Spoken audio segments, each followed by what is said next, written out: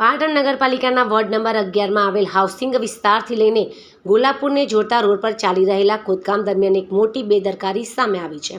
ખોદકામ દરમિયાન પીવાના પાણીની પાઇપલાઇનમાં મોટું લીકેજ સર્જાતા આસપાસની અંદાજિત 10 જેટલી સોસાયટીઓમાં છેલ્લા 3 દિવસથી પાણી પુરવઠો સંપૂર્ણપણે બંધ થઈ ગયો હતો।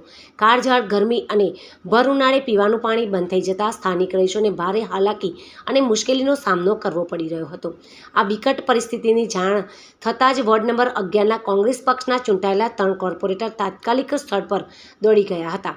તેમણે પરિસ્થિતિની ગંભીરતા સમજીને સ્થાનિક લોકોની મુશ્કેલી દૂર કરવા માટે યુદ્ધના ધોરણે પગલાં લીધા હતા। કોર્પોરેટર દ્વારા તાત્કાલિક પીવાના પાણીના ટેન્કરની વ્યવસ્થા કરવામાં આવી હતી અને અસરગ્રસ્ત સોસાયટીઓમાં સતત પાણી પૂરું પાડવાની કામગીરી હાથ ધરી દેવામાં આવી છે।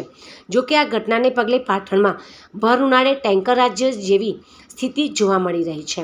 જનતાની સમસ્યાઓમાં હંમેશા સાથે રહીને તેનો ઝડપી ઉકેલ લાવવાનો અમારો પ્રયાસ સતત ચાલુ રહેશે। જનસેવા એ જ અમારું કર્તવ્ય છે, એ જ અમારું એકમાત્ર લક્ષ્ય છે અને મુશ્કેલીના સમયે અમે જનતાને એકલી નહીં મૂકીએ।